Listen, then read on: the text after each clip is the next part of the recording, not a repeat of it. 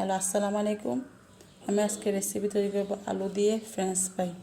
দোকানে যেভাবে সুস্বাদু তৈরি করা হয় আলু দিয়ে ফ্রেঞ্চ ফ্রাই, ঠিক সেভাবে করব। চলুন আমি কীভাবে করে দেখাচ্ছি আপনাদেরকে। আঙুলটা জোর কর। আচ্ছা আঙুলটা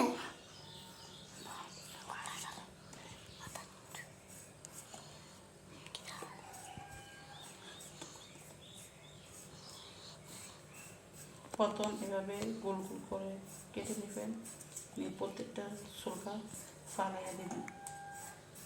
ফেলে দিয়ে ঠিক এইভাবে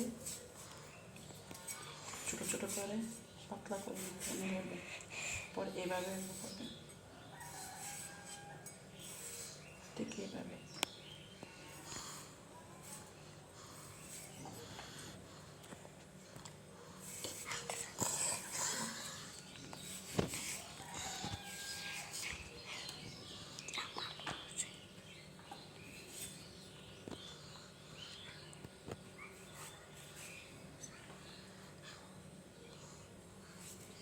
এইভাবে করে আলুগুলোকে স্লাইস করে নেবেন লম্বাটে। সবচেয়ে চেষ্টা করবেন ফ্রেঞ্চ ফ্রাই করতে হলে লম্বা আলু নেবেন, তাহলে আলুগুলো সুন্দর হবে, করতে দেখতেও সুন্দর লাগবে, খেতেও ভালো লাগবে।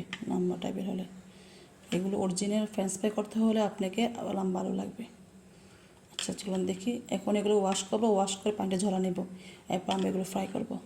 চলুন দেখি এরপর ফ্রাই করি। আলু ফ্রাই করার আগে পানি ভালো করে ঝরা নেবেন। এরপর আলুর সাথে একটু হলুদ লবণ পরিমাণ দিয়ে রাখবেন। পরে তেল দিবেন পরিমাণ মতন।